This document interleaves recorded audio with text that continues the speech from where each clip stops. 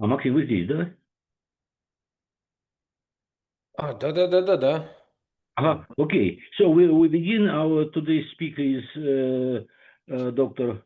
Maxim Grigoriev, and he will speak about gauge PDEs on spaces with asymptotic boundaries.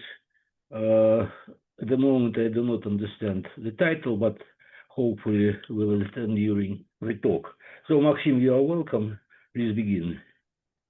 Thank you. It's always a pleasure to speak at this seminar. Thank you for giving the opportunity. So the title was already announced, and let me mention that this is based mostly, well, the recent part is based on a work which hopefully will be out soon with Mikhail Markov. But I should also mention that many ideas were already in our previous work with Mikhail, but the general approach and some simpler applications were already quite some years ago in my works with Xavier Bicard, and also I should mention works with Glenn Barnish and Alexei Kotov for general formalism. So let me put here also Bicard, Barnish, and Kotov.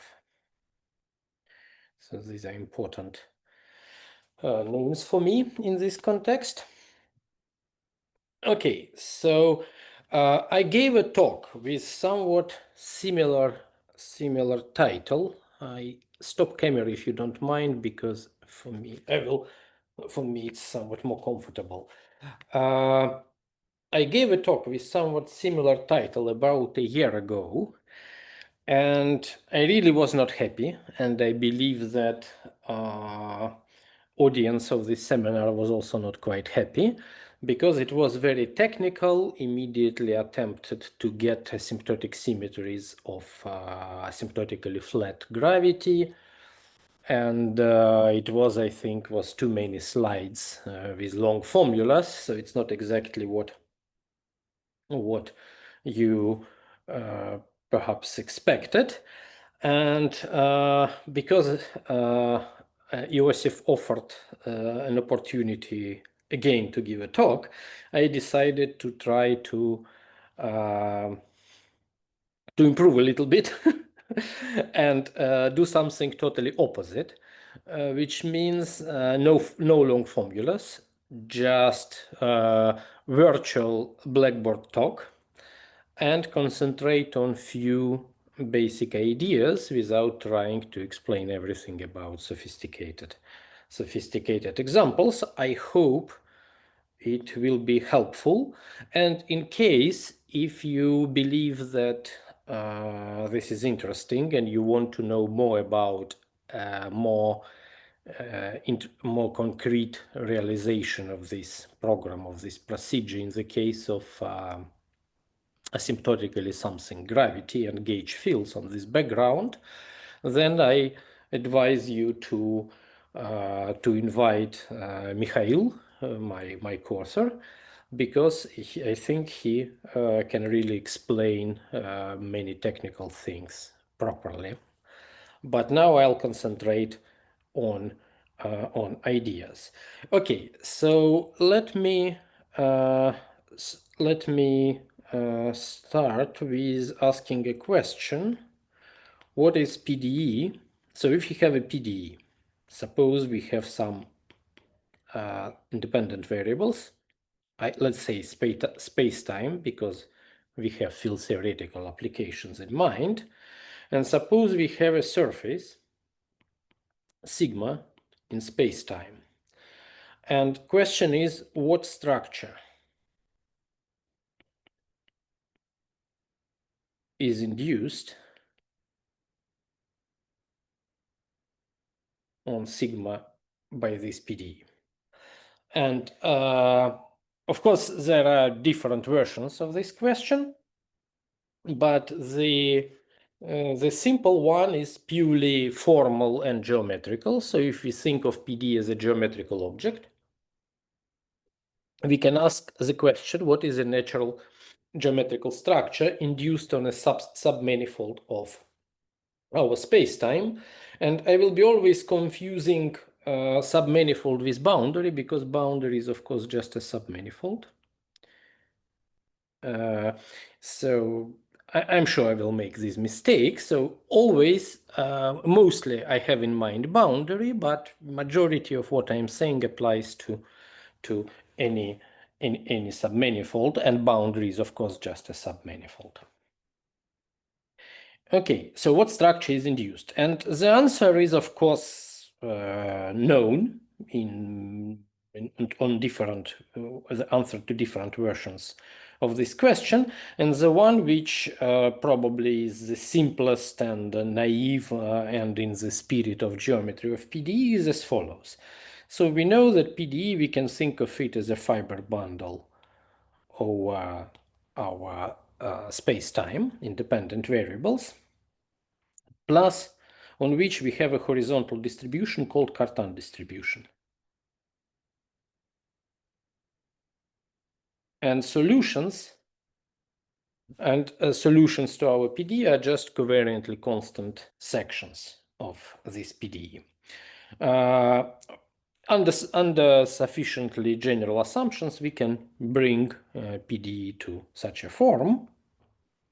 And what we can do next, we can simply take a pullback of this bundle. So if I denotes an embedding of sigma to x, then we can simply take I star of E, which is naturally a bundle over now sigma, because it's a pullback to sigma, it's a pullback bundle, and it is again PDE. So because it has Cartan distribution, which is just the horizontal subspace is formed by horizontal lifts of vectors tangent to sigma. So roughly, or other way, maybe we can put it differently. We can say that horizontal subspace is formed by those horizontal vectors of initial Cartan distribution, which are projected to vectors tangent to sigma. So it's a naive geometrical construction. So what we understand is that this thing is again PDE in a natural way. You don't need to bring extra structures. So E star E is again a PDE on sigma. Of course, if you do it in reality, it's probably not the most efficient way to study the system which is induced on submanifold. But, and it's also, it can be technically quite complicated way actually to study this system.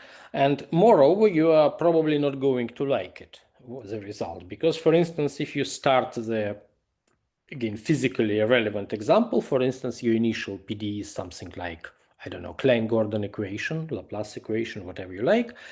And if you take a submanifold to be a Cauchy surface, what you are going to get is actually a PDE which is just a jet bundle. Because by going one dimension lower, you are kind of solving your equation. So you start with PDE, but the pullback is a jet bundle. And important, it's not always the case. You can take different sigma and then it's not going to be a jet bundle. And of course, interesting situations are when this induced PDE is not a jet bundle. And that's exactly what happens in the case of asymptotically-anti-de-Sitter gravity or fields on this background, the typical situation when people study holography and ADS CFT correspondence, then it is not. It's not a jet bundle. It contains some non-trivial equations, usually interesting. But nevertheless, it's a perfect PDE. So we are living in a world of PDEs, and we see that restriction to a submanifold gives you a good morphism, or rather functor, from PDEs on one space to PDEs on another space. So this is kind of well known, and it's just a reformulation of the standard recipe. So what we can say about this situation is that if sigma is a solution to initial PDE, then its restriction to the surface is a solution to the pulled back PDE. The converse is, of course, not true in general, because it's essentially what we are doing here. We are just asking a question: can we formally extend a solution to formally extend our configuration on the submanifold sigma to a solution of PDE in the neighborhood of sigma, of big sigma. Well, there is a clash of notations. The submanifold is also sigma, but I will quickly get to the boundary convention. Okay, so in general, of course, for instance, we can even Laplace equation on, I don't know, inside the ball would give you immediately example, the counterexample of this situation. So I have nothing to say about real solutions to the real extension of a solution on the boundary to a solution in the bulk. But this is formal analysis, as usually in geometry of PDEs, but still it's a well-defined map. Unfortunately, this is kind of not enough for the interesting situations. And interesting situations, because in interesting situations, what I mean is asymptotic boundary. What does it mean? I don't know what is the general definition, but let me give you a sufficiently general notion of asymptotically simple space. It's a notion introduced by Penrose. Asymptotically simple space. So what is this? It's a manifold X twiddle together with Riemannian metric. By Riemannian, I always mean Lorentzian, but of course it should also work with, usually it should also work with Riemannian, but as a physicist, I always have in mind kind of gravity. So we have a manifold X with a metric G, and it's a manifold without boundaries. And then we say that this space is asymptotically simple if there is another space-time xg. So it's a manifold X together with metric G, now with boundaries.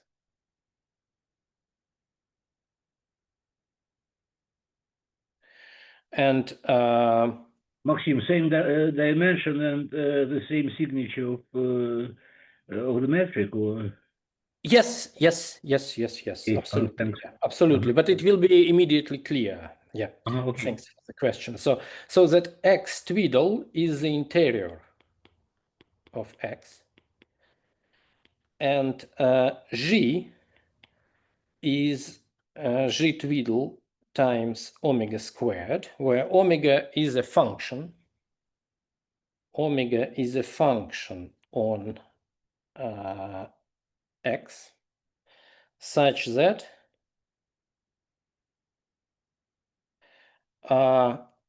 omega is greater than 0 in real function on interior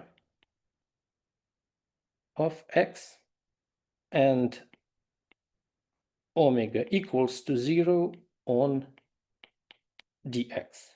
So roughly speaking, the idea is very simple. So we take our space and we map it diffeomorphically to the interior of another manifold with boundaries. And this manifold with boundaries is assumed to have a metric. Now this metric G twiddle is perfectly defined. This metric G is perfectly defined on the boundary. But in the interior, it is just conformally equivalent to the initial metric G twiddle, and the coefficient is called boundary defining function. Boundary defining function, for the clear reason that omega equals 0 is precisely the boundary. This definition is due to Penrose, if I understand correctly, but maybe initial versions were known in math under the name of conformal compactifications and something like this, but let me nevertheless put Penrose here, because he really made these sort of things clear in the context of gravity, and this was long ago. And this has led to some interesting developments. Well, actually, that's what attracted Penrose. There was this discovery of asymptotic symmetries in gravity, which are quite non-trivial in a asymptotically flat case, and which are still a subject of active study. And even it was some area, some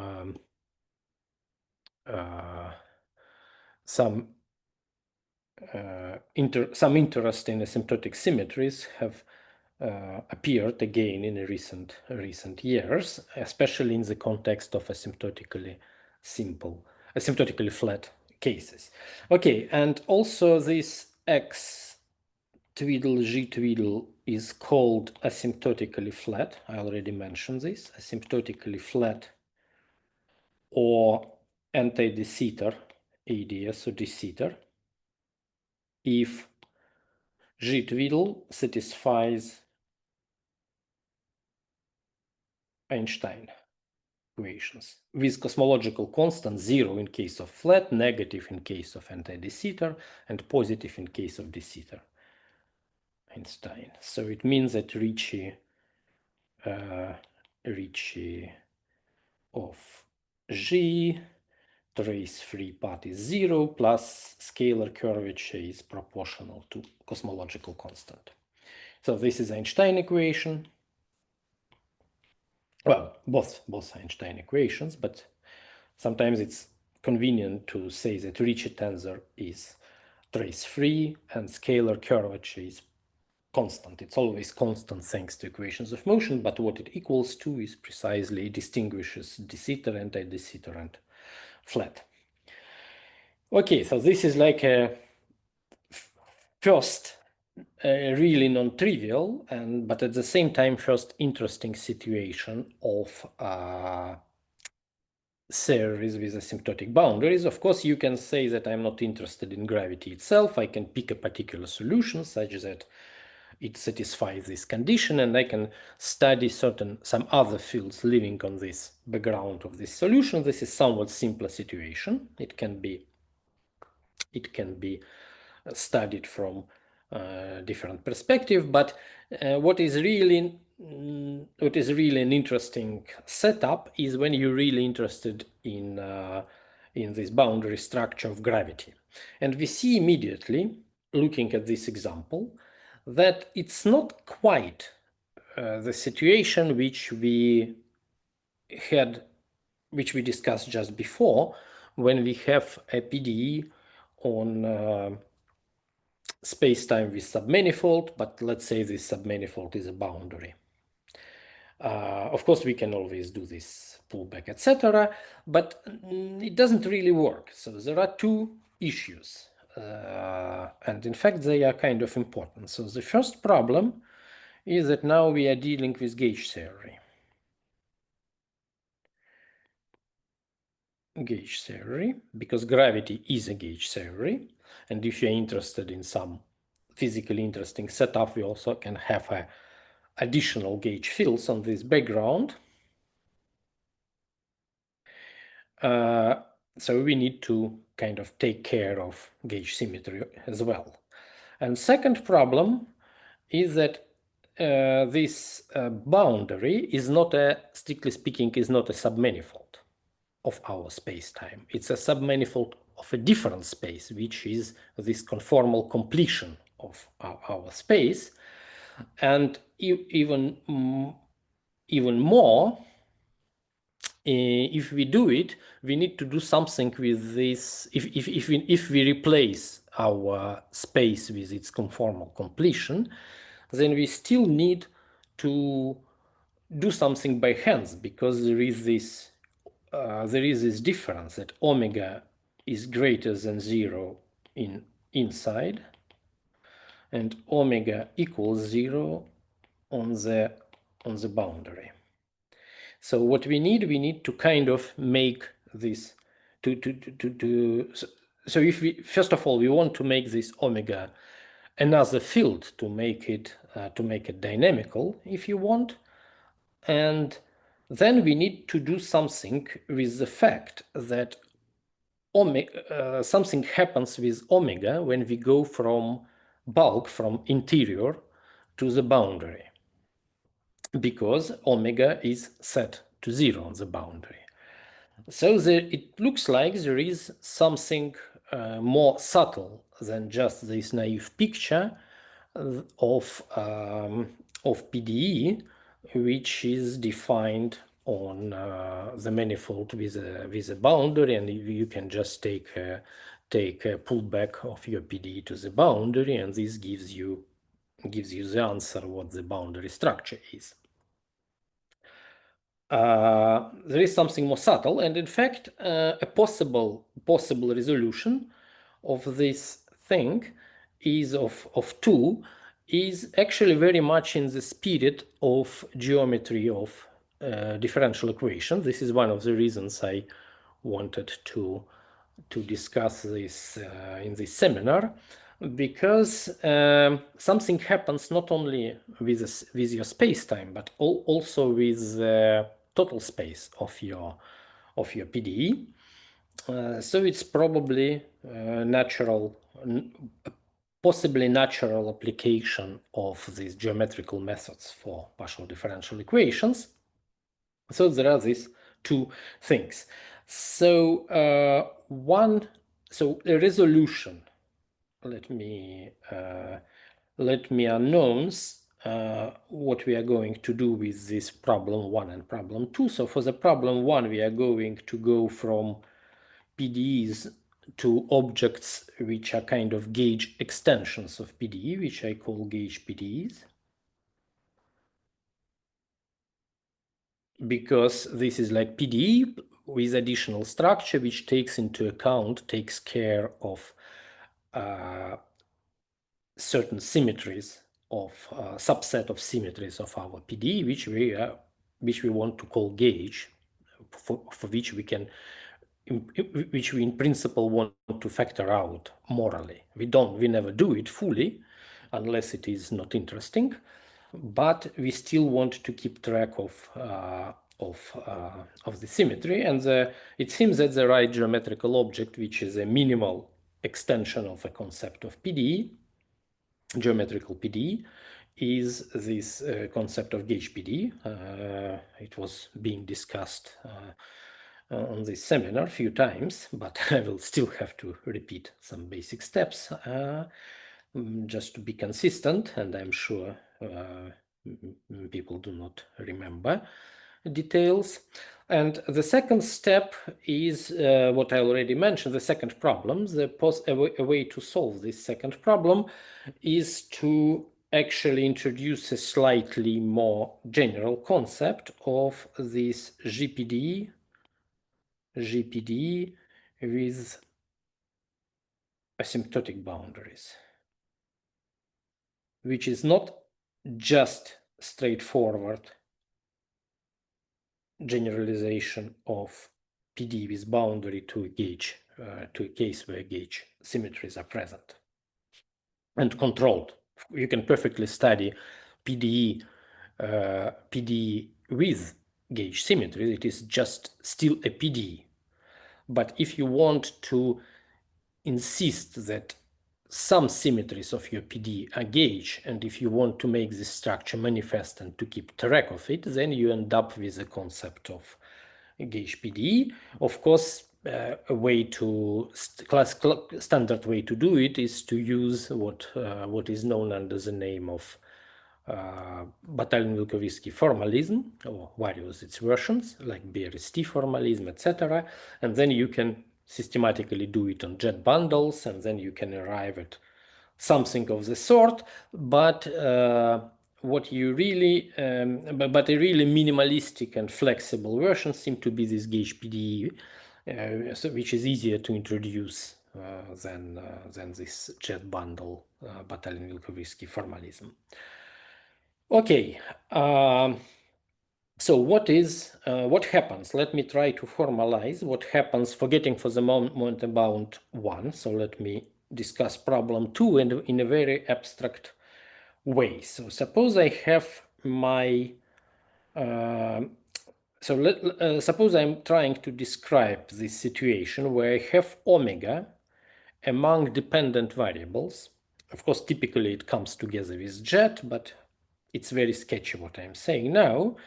So what we have on total space of would-be bundle, would-be PDE, total space, we have our fields, let's call them psi. We have our variable omega, which is the boundary defining function, which is now on the equal footing with other fields psi. These psi's, of course, have some index, but I'm skipping it. And there is a base space where I have some coordinates x and coordinates z, which vanishes at the boundary. So it means that so this is total space. And on the base space, I have x, let's say x mu, and then I have z, and then boundary here I need small x mu. On the boundary, I have just x, and z equals 0. So this is my boundary on the space-time. Here, z equals 0.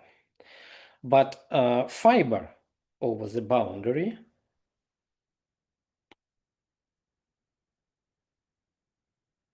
fibre over dx, I also in addition have omega 0.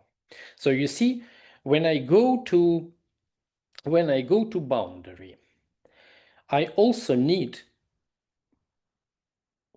what happens? Just one moment. Oops. When I go to boundary, I also need to take a boundary of my fibre.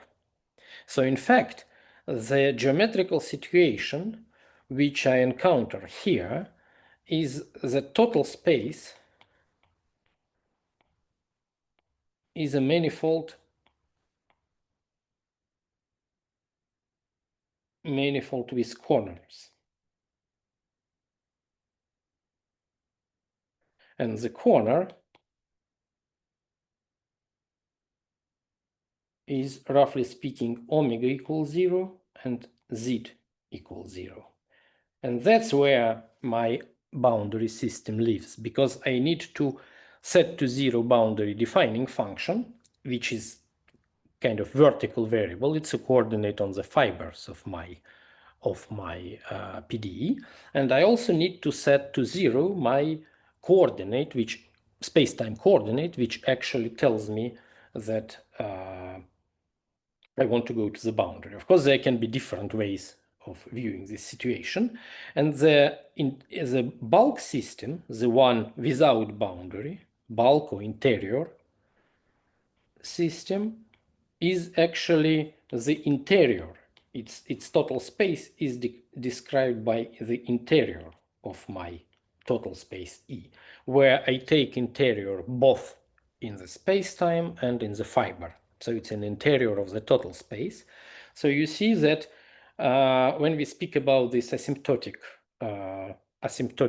boundaries in the case of gravity, and gravity plus other fields, which is a very general setup, because typically we always assume some kind of metric on our space-time. So majority of the situation, at least which originate from physics, field theory, is described by this setup. We have gravity plus fields living on its background.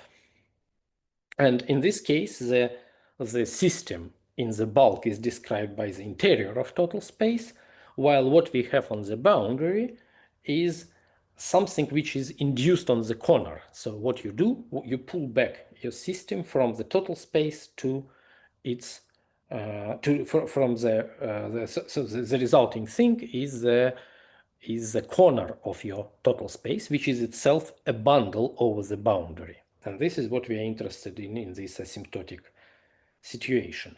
Of course, what I just said is extremely vague, because there is we are dealing, strictly speaking, with gauge theory. And on top, and this is crucially important, on top of this omega and psi, there are gauge symmetries, and one also needs to take them into account when going to the boundary, which is going to modify this notion a little bit. Okay, so now well, it's an important point, so maybe if there are questions, it's the right moment to ask them, because for the moment I have not yet jumped into differential graded geometry. Nothing is sophisticated, it's just usual geometry. I work completely locally, mostly in coordinates. I completely disregard all the global geometry issues, because you can always think we are just living on one coordinate patch next to the boundary. So it's but this is kind of an important point, that what happens that we need to take boundary not only in space-time but also on the fiber of our PDE, and this is precisely what gives us the right situation, which is compatible with this Penrose definition. So are there any questions?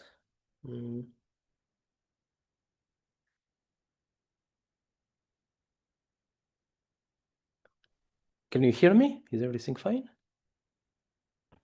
It seems that no questions yet. We'll proceed. Okay, good. So then let me now remind you a little bit of what these GPDs.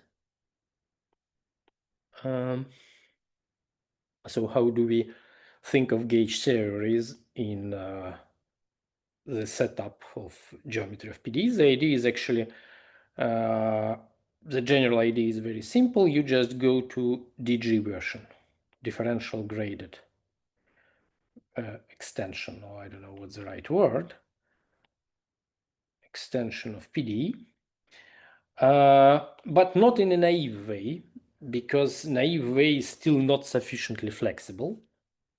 Because what would be naive way? You take PDE and you require, so you take a bundle E over X, you require it to be PDE, so there is a Cartan distribution in TE. And then on top of this, you require that there is a degree, which I call Gauss degree, so this is Z degree. Often it's enough to consider non-negative degree to avoid some complications. So there is Z degree, and there is a differential, let's say Q, which has degree 1 and squares to 0. And a Q is of course compatible, so Q must be evolutionary. So it should preserve Cartan distribution. So this would be a minimalistic extension of this geometrical version of, let's say, if we say that bundle with Cartan distribution is PDE, then differential graded extension of it, which must correspond to gauge theories, is precisely this. You need to take PDE plus additional structure, degree plus differential. And this is indeed perfect. It's roughly speaking what is BV formalism on jet bundles. Slightly more flexible than that, but at least you can immediately get it. If you take BV formalism on jet bundle, you can get rid of negative degree coordinates by kind of reduction, because negative degree coordinates enter in BV precisely together with equations of motion. Typically, equations of motions are assumed regular, so you can just pull back everything to this surface, and this surface is precisely your PDE. But you still have two structures. You have Cartan distribution, which remembers about your PDE structure, and you have this homological vector fields, which is required to vector field Q, called BRST. So let me say that Q is some kind of BRST differential. And this Q knows about gauge symmetries. In particular, it generates symmetries because it's an evolutionary vector field. It generates some symmetries, but these symmetries are local. You can check that you can take parameters to be generic functions. So you have certain. So Q generates a subset of all symmetries of your underlying PDE, and your underlying PDE is just a degree 0 component of your E. If you forget about graded variables, you just stay with usual PDE. So it's an extension. It's a kind of bundle over your PDE where fibers have non-vanishing degree. So this is a naive generalization. That's what you would do just out of basic education, how structures should be constructed. But gauge PDE is a slightly more flexible object, and this flexibility is in fact crucial once you want to study theories with boundaries. So what is gauge PDE? So gauge PDE is like this. So you ask, it's again a bundle, but now over T1x, where x is your space-time. We don't allow superspaces. So let's say x is just a real manifold, real smooth manifold, your space-time. And T1x is a shifted tangent bundle, which means that functions here is just differential forms on x. So it means that your dxa coordinates are promoted to theta a, which have degree 1. So you just consider differential forms as functions in x and dx. And in order not to confuse with the RAM, you call dx theta. So you get a graded manifold. And of course, on differential forms, there is a canonical differential, which is the RAM differential, which is now in coordinate look like this. And its action on these functions on T1x is precisely the action of the RAM. So it's naturally what's called Q-manifold, right? Manifold plus vector field of degree 1, which is nilpotent, is called Q-manifold. So our base is now a Q-manifold. So I can even write it like this. And the total space is also Q-manifold. So total space is also EQ, where Q has degree 1, and it's also squares to 0. And Q is projectable. So it means that if projection is, if here we have a projection, that pi star composed with dx equals to Q pi star. This just means that vector field Q in a total space is projectable with respect to projection pi of our bundle. So you see that what is missing in this definition compared to the standard or PDE or to its naive DG extension is that we have only one structure. We don't have Cartan distribution. We don't have Cartan distribution and we don't have this BRST differential. Or if you want, we have only BRST differential.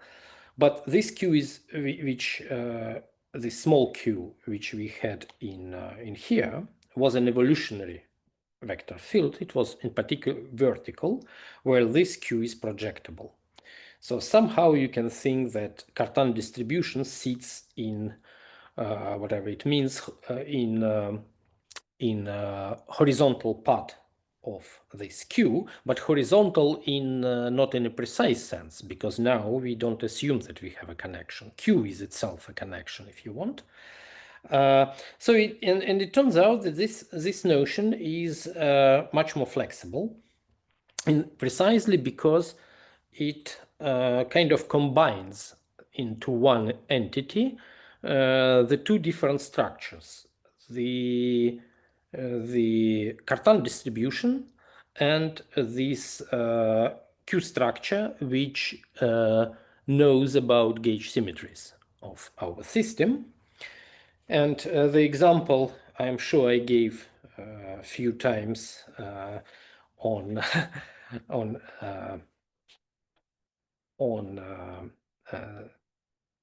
when I was giving talks on this seminar is just in which sense usual PDE is a particular case. So let's say that E naught over X is a PDE. So it means that it has a Cartan distribution. What it means, so what we could do, we can pull it back. We can take T1X and we can pull back our E naught to T1X.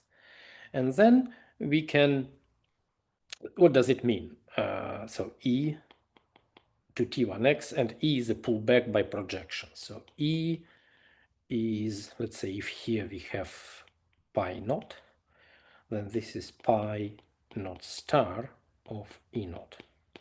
So functions on E are now horizontal forms on E naught. And on them, we have a horizontal differential. So we simply take Q to be, by definition, to be horizontal differential, which is understood as a vector field on this bundle E. So in coordinate, it's going to look like this, where dAs are total derivatives. So dAs are total derivatives.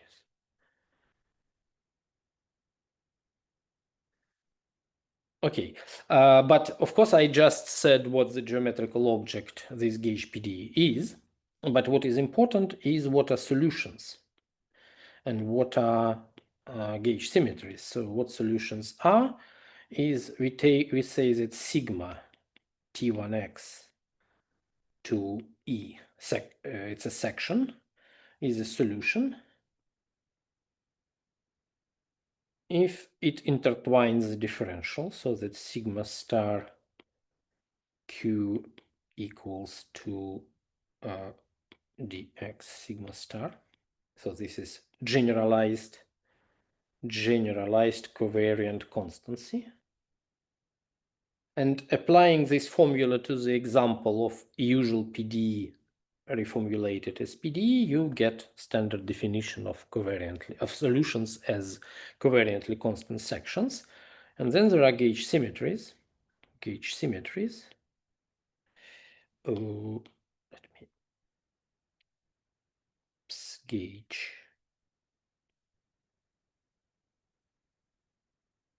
gauge symmetries. So if sigma is a solution, its gauge transformation is given by sigma star qy, where y is projectable vector field of degree -1. So degree of y is -1, so that the commutator with q has degree 0, and indeed this transformation takes sections to sections, and in fact one can check that it takes solutions to solutions. And it is clear that we have infinite amount of such gauge symmetries because Y are generic vector fields. So the typical situation in, let me show what it looks like in coordinates. In coordinates, so if I have XA, theta A, and psi, well, capital, so these are fibre, and these are space-time coordinates, so coordinate system on total space, and what things look like. So generic Q looks like theta A d over dxa plus some QA of psi x theta d over d psi A. And gauge parameter for, so solution, for instance, section sigma of psi A is sigma A of x theta. So these functions parameterize sections, and gauge parameters, let's say they are vertical, typical gauge parameters.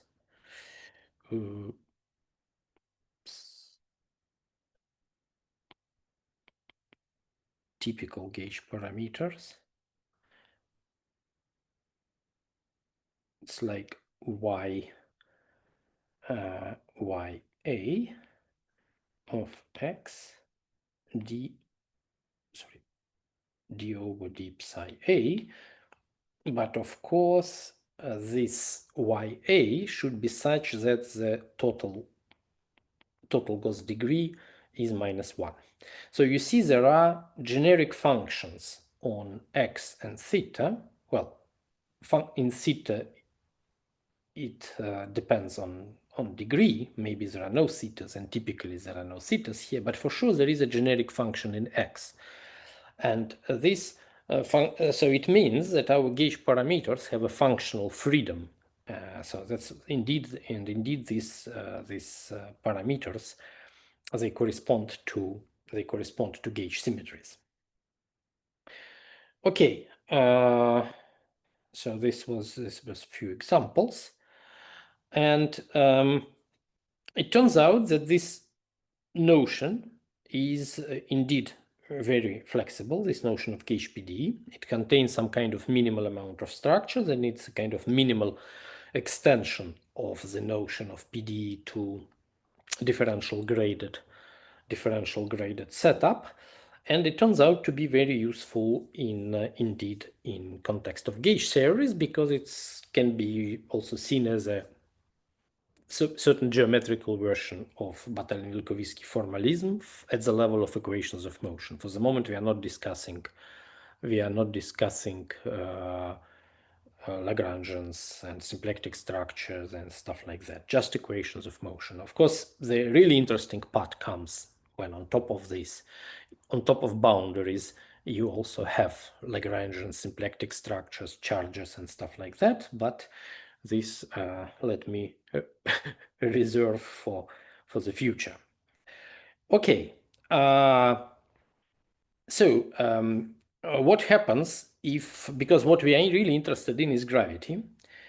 So let's try to use this gauge PDE technology to describe gravity, and beta gravity plus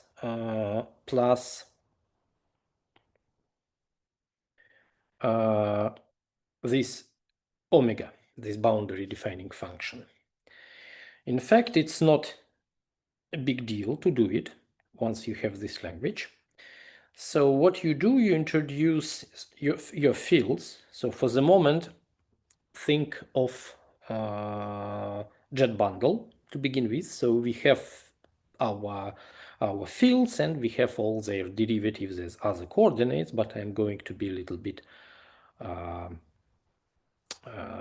sketchy about jet bundle structure. It's not very relevant, but it's a simple way to get these formulas because we know Einstein equations, we know Einstein gauge symmetries, we know everything. We can just translate it to this language. So what our fields are? Our fields are metric, and we have our omega, our boundary defining function, just as a field, and that's all we have in degree 0. Of course, all jets is also there, but I'm not going to write it down explicitly. But we are dealing with gauge theory, so we have gauge parameters for diffeomorphisms, which are vectors, so psi a, and we know that what we need to do, we need to promote gauge parameters to degree 1 variables, which are ghost variables in BV formalism. So we get psi a ghosts, these are diffeomorphism ghosts. But in fact, there is more. We want to describe gravity, but we introduced extra field omega. And we want to kind of kill it. And let me remind you that omega is greater than 0 by assumption. So we need additional symmetry, which kills omega, and which makes our metric, because our metric is secretly omega squared times real physical metric, which is unchanged, our transformations under conformal transformations. So it means that G must transform under transformations of omega, rescaling of omega. So I need to introduce ghosts associated to parameters of Weil transformations, of conformal transformations. So this is degree 1 sector. And then I should say how my gauge symmetries act on these fields, right? And I immediately write Q for this, but of course formulas now are just condensed way to write down gauge transformation. So I know if I go on metric, what I'm going to get a Lie derivative of my metric with respect to a parameter of gauge transformation, which is now ghost. But my metric also has a weight too, thanks to this. So it should contain 2 lambda G here. It also transforms under Weil transformations. If I put lambda to 0, then I get usual diffeomorphisms acting on metric. And then I have this omega. Omega transforms under both diffeomorphisms and Weil transformations. So here I have psi a dA omega. dA is total derivative plus lambda omega. It transforms under both guys. And then I can extend the action of Q to ghosts in such a way that prolongation of this Q to an evolutionary vector field on jet bundle is going to be nilpotent. So what I'm going to write here is that Q psi is, let's say, A, B, D, B psi A. This is just diffeomorphism algebra. And Q lambda is psi A dA lambda, just Lie derivative, plus again, well, actually there is nothing here. Yeah. Oh, no, get this. I forgot important thing. No, everything is here. Sorry. Yeah, that's it. So prolongation of this vector field. So this Q gives me characteristic. I tell you how Q acts on zeros, jets, and then you prolong and you check that Q squares to 0. So you get Q evolutionary. Q is evolutionary on infinite jets of this bundle in question. Okay, and in fact, that is actually it. So this gives me E, and I pull it back I pull back this jet bundle to T1x, where x is my space-time. And this gives me the gauge PDE describing just gravity, in fact. Because omega is greater than 0, I can always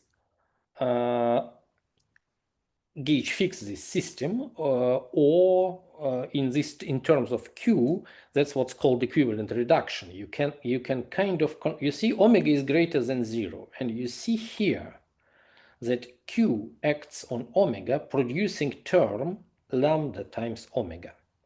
But omega is greater than 0, so you can divide by it. So it means that, in fact, we have a contractible pair, which is omega and lambda.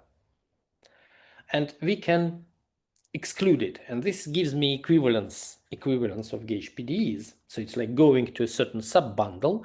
And if it is procedure of this type, it is guaranteed that all possible natural cogomology is intact under such a procedure. And eliminating omega and lambda, you see that what I end up with is just this piece of my gauge PDE, which is precisely metric plus its transformation rule under diffeomorphisms, and Xi, that's how it encodes the algebra of the second relation. It encodes the algebra of diffeomorphism. So I'm just describing gravity. Strictly speaking, I'm not describing gravity because I didn't say where Einstein equations are. I'm just describing Riemannian geometry as a gauge theory, and for me diffeomorphisms are gauge symmetry. But if I really want Einstein, I need add Einstein equations. But Einstein equations only affect my jets of my metric and just give, and they are gauge invariants, so they give me a surface in my E to which Q is tangent. And this is precisely the gauge PDE which is describing Einstein equations. But this gauge PDE is of course just a subbundle of usual PDE describing Einstein equations plus these ghost variables, and it's as such, it is not a very useful object, especially for the purposes we are interested in. So what we want to do, we want to actually make use of the fact that we are working not with jet bundles, not with PDEs, but with gauge PDEs. We are going to change to equivalently reduce the system to make it useful for our purposes. And the observation here is very simple. In fact, if you look at these formulas once again, you see that what is here does not involve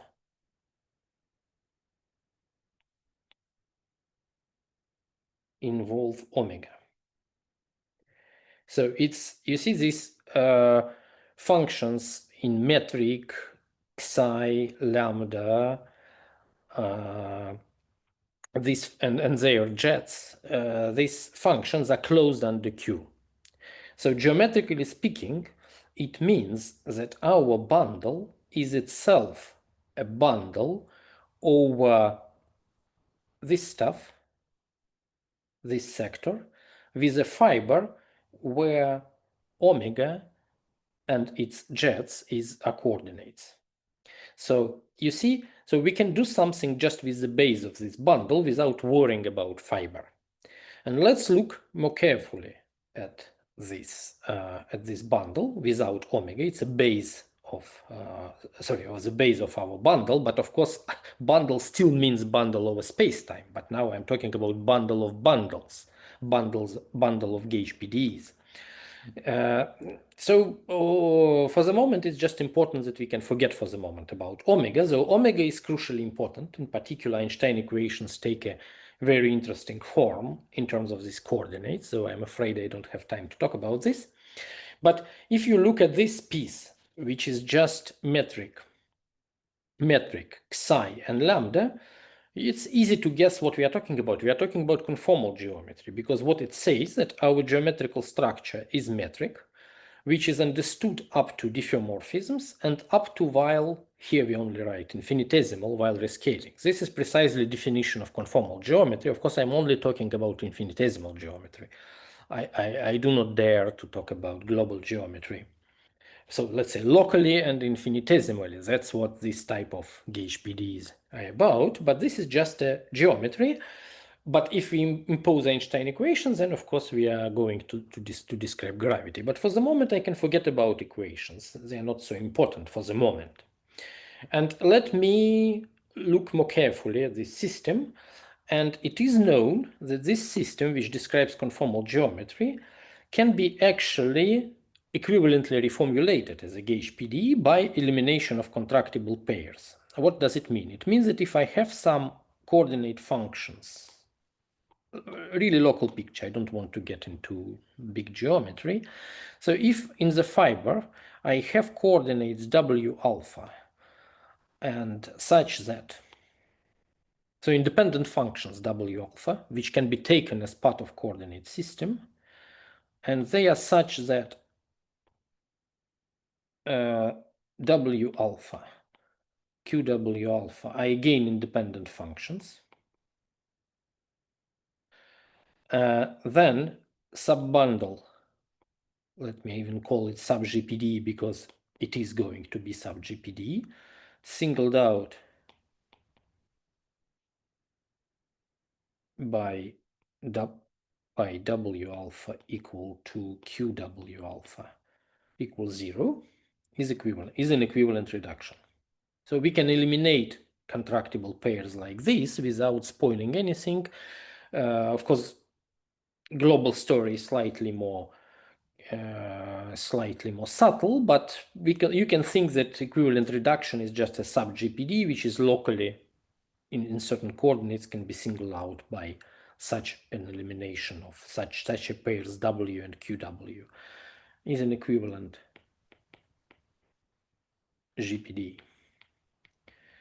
And so looking at this, I mean, remember that we are sitting on jets. It's not difficult to study this, and people did it many years ago, that actually you can eliminate substantial amount of your degree 1 coordinates and degree 0 coordinates to get to some kind of minimal model. Let me call it minimal model of conformal geometry. Conformal geometry. So what happens is, in fact, what survives in degree 1 is psi A, 0 jets, lambda. You can think that you have rho AB, which is something like dA psi B anti-symmetrized, but this is roughly speaking. First, antisymmetric part of first derivative of psi, and lambda A, which is again something like dA lambda plus something. So all higher order jets of degree 1 variables, which are degree 1 coordinates, they can be all eliminated using such an equivalent reduction. And of course, they go together with non-invariant objects built out of metric. So what remains in degree 0 is actually just a Weil tensor and all its covariant derivatives. Covariant derivatives in a certain sense. I don't want to get into details what this nubble means, so you can think that it is just a convention, some kind of parameterization of jets of W. W, B, C, D, E. But of course, this is overcomplete because still you have Bianchi identities, which allows you to only take irreducible components of these huge tensors. And these are precisely coordinates of the minimal model. And what Q look like upon this reduction, it looks very interesting. You should recognize the formulas. It's easy to write it in the sector of degree 1 variables and quite difficult to write in the sector of curvatures. So Q psi A is rho A B psi B. Q of rho is A0 CB something like lambda xi b anti-symmetrized plus xi c xi d w a b c d, and q on lambda is something like psi a lambda a. Of course, I'm very vague. For sure, factors are not correct, but the idea. But I will tell you what it is fixed by. And q on lambda a is something, but what is important, plus psi a, psi b, c a, d here, d. And this is cotton tensor, which is roughly speaking nabla a, w, a, b, c, d. Okay, and then you have Q acting on W, producing like nabla W plus more. And this sector is more tricky.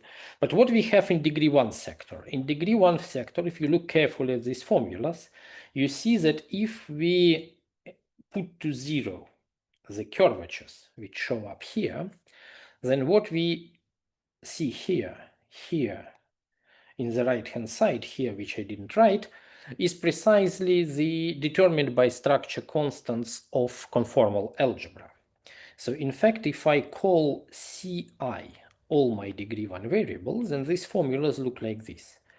Q on Ci is equal to, I need to write U I J K C J C K plus curvatures. And these U are structure constants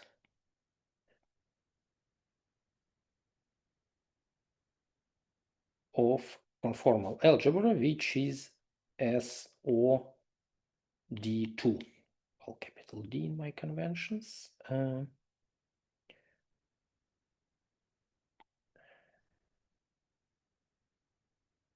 This is conformal algebra in dimension D and in Lorentzian signature. So essentially, it's like a deformation of conformal algebra, but deformation into an L infinity algebra, because it contains, you see, these higher order structures, which are not quadratic, but which are at least cubic in coordinates, and which start to involve these degree 0 coordinates.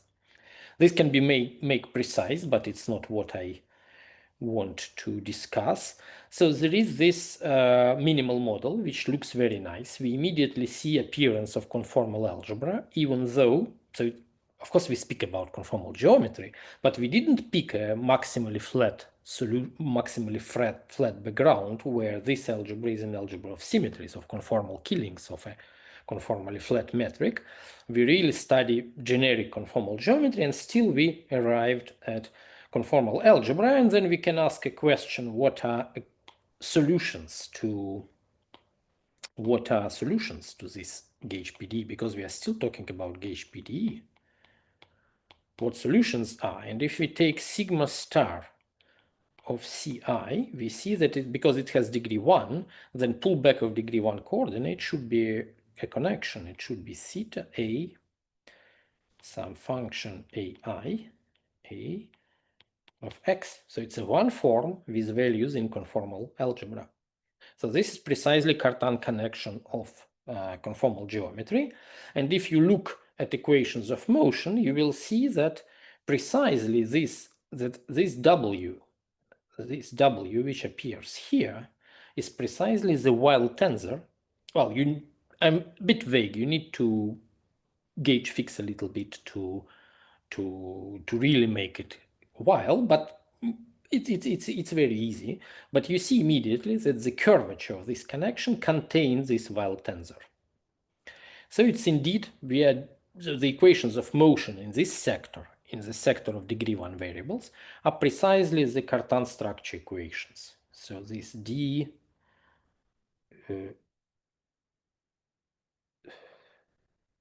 sorry, one moment, what happens? Something happened.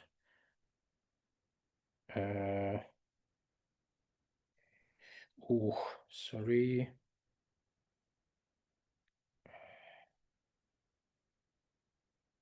I tapped something wrong. What happened? How can I?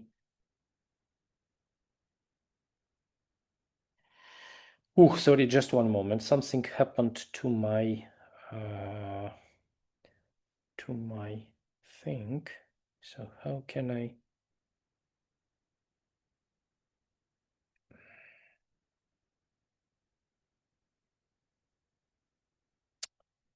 Oh,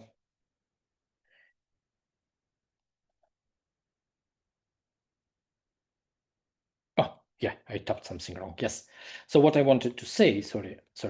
I wanted to say that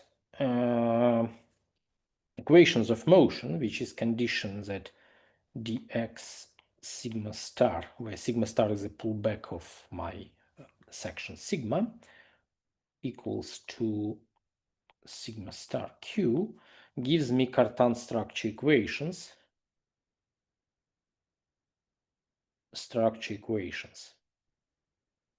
of conformal geometry. But if on top of this I have Einstein equations, then of course this is not a generic conformal geometry any longer. It's a very special conformal geometry, but also there are these omegas, and strictly speaking, you can't impose Einstein equations in these terms because they are going to involve both metric and omega. So it's a bit silly to say that it's sitting inside conformal geometry, it's sitting on a big thing. But this procedure of going to the minimal model you can do in the context of just this conformal geometry, and you can reformulate everything in Cartan language, and then you can actually go to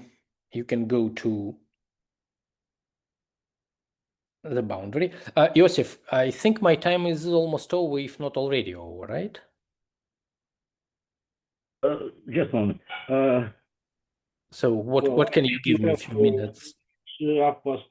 Well, 10, 15 minutes if you need. Okay, very good. Okay, so now we see that conformal geometry has appeared, and it's of course very natural. And this corresponds to what people do in conformal geometry when they study this boundary calculus, in asymptotically-AdS setup. So we are on the right track. So what we need to do, we need to go to the boundary. But what I described is that in fact in this setup, when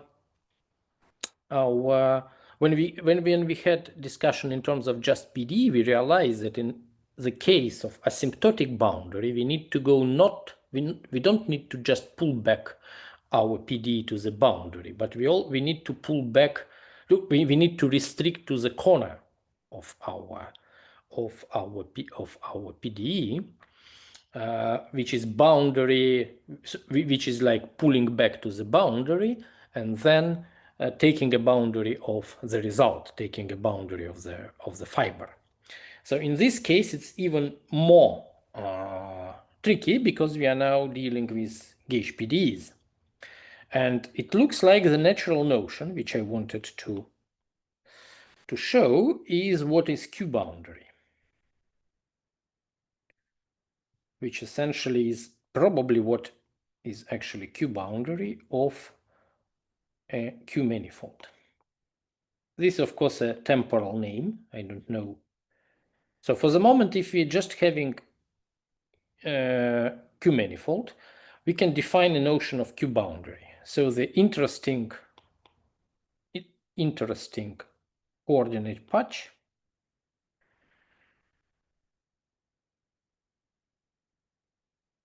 as usually, if we define manifold with a boundary, we only need to worry about coordinate patches which contain piece of boundary, right? That's where something non-trivial happens. Same here. Coordinate patch is like this. So you have some coordinates psi, omega, lambda, and boundary, well, not Q boundary,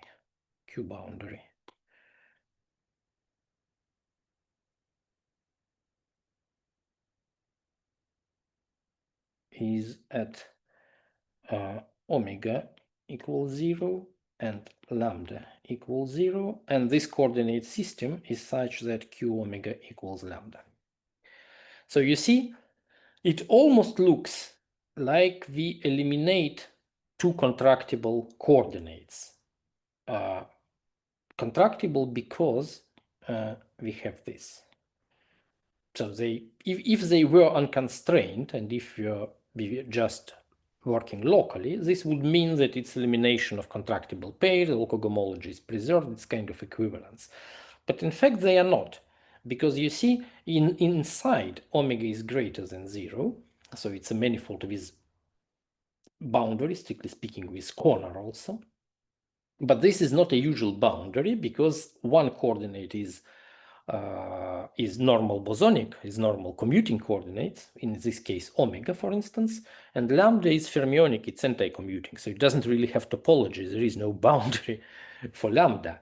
But there is this notion of, it looks like the natural notion, it's a new stuff, I don't know, it has not been really discussed, but it looks like it's a nice structure which shows up when you study this asymptotic boundary story, that you need a notion of Q boundary.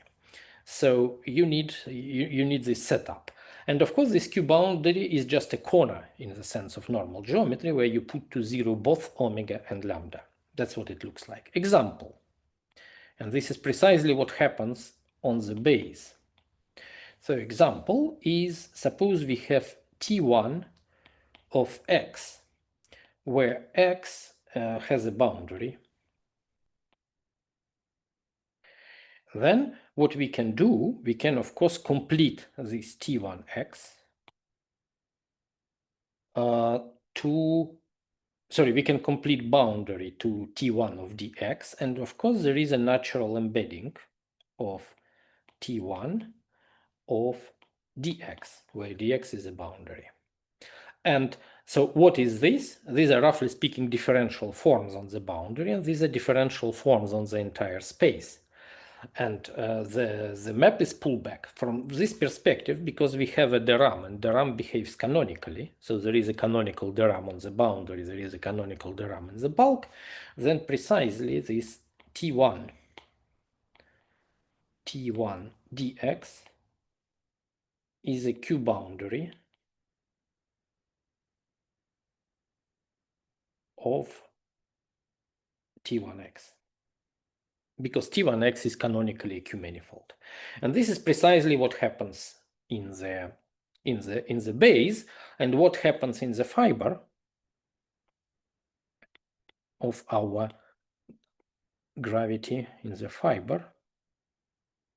We have some coordinates psi, all the remaining ones, and then we have omega and lambda. And on the boundary, we take again, and you remember that Q omega is lambda. They were extra terms, but they are gone after the reduction. So the essence is here. So again, what we need when we set boundary defining function to 0, and we also set the respective lambda, which is Q omega equal lambda equals 0. So this is again Q boundary, but now in the vertical, in the fiber. And if we go to the boundary both in the base and in the fiber, which means to the Q boundary, we precisely get this gauge PDE, which corresponds to the induced geometry on the boundary. So we had, to begin with, we have some EQ T1x, and now we get to E boundary. Q is just tangent, so I don't introduce, and here T1 dx. And the fiber here, you also go to the, so EB is the, if you want, Q corner of E, of the initial E, which means that that EB sitting in E is singled out by omega equal to lambda equal to z. Z is transversal space-time coordinate equal to dx z equals 0. This is this corner, and this is Q corner. And this is precisely the boundary system. And my time is almost over, so let me just list what happens. So if we really do these steps, if we really reformulate gravity in terms of conformal geometry as a gauge PDE just like this, we keep track of Einstein equations and these omega variables. It's a bit technical, but all can be done. So what we end up just for gravity, in the case for asymptotically-AdS, then this boundary system EB is a bundle over conformal geometry, which is just, but now it's conformal geometry of the boundary. But strictly speaking, it's so EB is not, it's not yet boundary system, it's a bit more. So let me put it like this. So you arrive by extracting this boundary system, you arrive at EBQ, which is a gauge PDE, which is a gauge PDE over just unconstrained conformal geometry on the boundary, not in the initial space. So fibre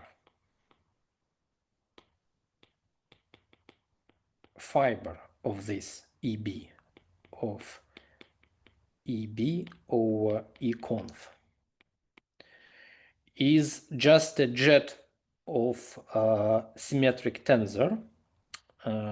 Let's say coordinates are like this. Nabla symmetrized coordinates. Nabla is some kind of total derivative if you want, but of course it is strictly speaking not, but you can think of it like this, like covariant total derivative of TAB. And this TAB is known in the context of this boundary story for asymptotically-AdS spaces as subleading or energy momentum tensor. If in the in AdS CFT correspondence, this guy is interpreted as energy momentum tensor of the dual conformal theory living on the boundary. But it's slightly different language. So for us, it's rather subleading. It's also in math, it's well known in the context of Fefferman-Graham construction, because they precisely studied this setup, but they didn't study this subleading story. They only studied this conformal geometry part. Fefferman-Graham construction. And so the fiber is this just jet of T. The base is conformal geometry, just unconstrained metric with conformal transformations, and one is defined over another. But it's of course not a boundary system. The boundary system is a subspace in this, and then there are so this is first. Second, this EBQ is off-shell. What does it mean? It means that it doesn't really contain any non-trivial differential equations. It only contains gauge symmetries. It just describes metric and this tensor TAB, this energy momentum tensor, without, but no, right, yeah, it is off-shell. It describes conformal geometry, means metric plus transformations, gauge transformations, which are diffeomorphisms and Weyl transformations, and it describes this symmetric tensor TAB. Capital AB are indices of the boundary already. We are now talking about geometry on the boundary. And this system is off-shell. It means that there are no differential equations. So if you study space of solutions, you see that these are just unconstrained fields. But gauge symmetries are still non-trivial, and for instance, this conformal part precisely contains the gauge transformations, which are diffeomorphisms and Weyl symmetries. But then you have actual equations of motion, which come secretly from Einstein equations in the bulk, but of course it's difficult to trace how exactly. Because part of Einstein equations was solved just to get to EB, but actually what we need is a submanifold of this EB. This is a real system on the boundary. And equations of motion come from as prolongations, because we are roughly speaking on jet. This E-conf Q is almost, it's not a jet bundle strictly speaking, but it's almost, there are no real equations. Prolongations of two constraints. One is OAB and another one is OA, which is something like nabla B TAB plus dots. And this guy sits in on the, it's a pullback from the base. It only depends on conformal geometry in conf. While this one, as you can see, is linear in fiber coordinates.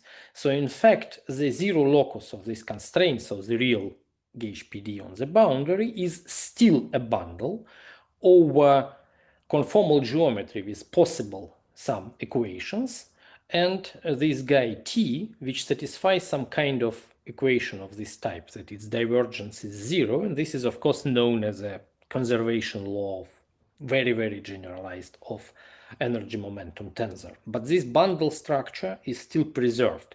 So you see, the interesting thing is that we started in the bulk, we started with Einstein gravity. It doesn't have a bundle structure.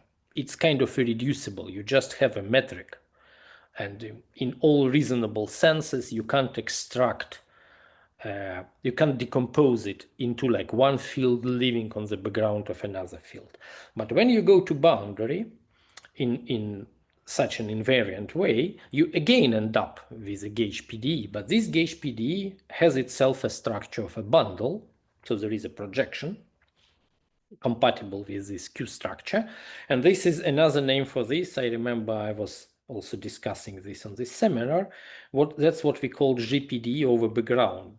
It's a strange name, but that's how it appears in physics. And this is an example of it. And in this case, this GPD describes your energy momentum tensor living on the background of conformal geometry. And this geometrically, this corresponds that your GPD is a bundle over another GPD. And both of them, of course, bundles over spacetime on over boundary here. And of course, in, for instance, the standard example, which is of course known from different perspective, for instance, if we take bulk dimension to be 5, so that we have formed the boundary, this OAB is roughly speaking Bach tensor. And this nabla A TAB equals 0 is another equation, which gives indeed just conservation condition. Conservation for this field TAB as a symmetric tensor. And if you go higher, this in D greater than 5, then this OAB is some sort of, well, it exactly gives it, if you look at solutions, is what's called abstraction tensor of Fefferman-Graham. It's a condition that conformal metric should satisfy in order to be extendable to the bulk to a solution of Einstein equations. And that's how it was found by abstraction tensor of Fefferman-Graham. But the funny thing is that with this stuff, I didn't have time to talk about, of course, real calculus, which you need to compute these objects. You can really compute in generic dimensions. There is an effective calculus. You can really construct these guys. And of course, the same generalizes to gauge fields coupled to gravity. For instance, you can consider Young-Mills equations on this gravity background and repeat this procedure. More or less, it stays the same. You get this leading and subleading. And for instance, Mikhail, my collaborator, he was able to compute this, it is known as conformal Young-Mills. It's precisely the analog of this buck of this conformal gravity equation, but for the Young-Mills field. Young-Mills for, I think, d equal to 9, I think. Something crazy, because that's what people was not able to do. But with this technique, you can do it. So he computed Young-Mills, explicitly the equations for this conformal Young-Mills, this abstraction tensor for Young-Mills equations, again, nonlinear equations on a generic background of gravity in dimension 8, which means bulk dimension 9. So this is quite a tricky thing. And another name for all this stuff, maybe it is useful for someone, these are called GGMS operators if applied to scalar field. These are high order conformal invariant equations of a scalar field, which guarantee that this field can be extended to a solution to Klein-Gordon equation in the bulk.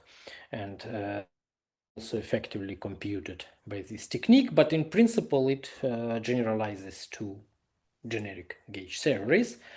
I already went far beyond my time. I hope it was at least a bit useful and I shared some ideas because it was very vague. So thank you very much for your attention. Okay, Maxim, thanks a lot. Questions, remarks? Well, concerning, so to say, technical continuation, you meant your collaborator Markov, yes? Yes, yeah. Okay, wait. We have only one free slot on 24th of December, and let us discuss. Yes, everything else is occupied already. By the way, will you come back at that time, or? Well,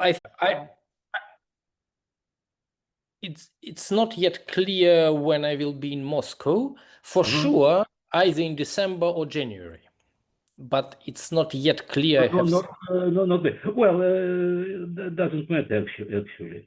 Well, we'll discuss it a bit later and then decide. Okay, Maxim, thanks a lot again. And well, goodbye, and we meet in a week, and our speaker will be Kostya Drushkov. Okay, thank you. Goodbye. Okay, thank you. Good luck. Thank you. Bye.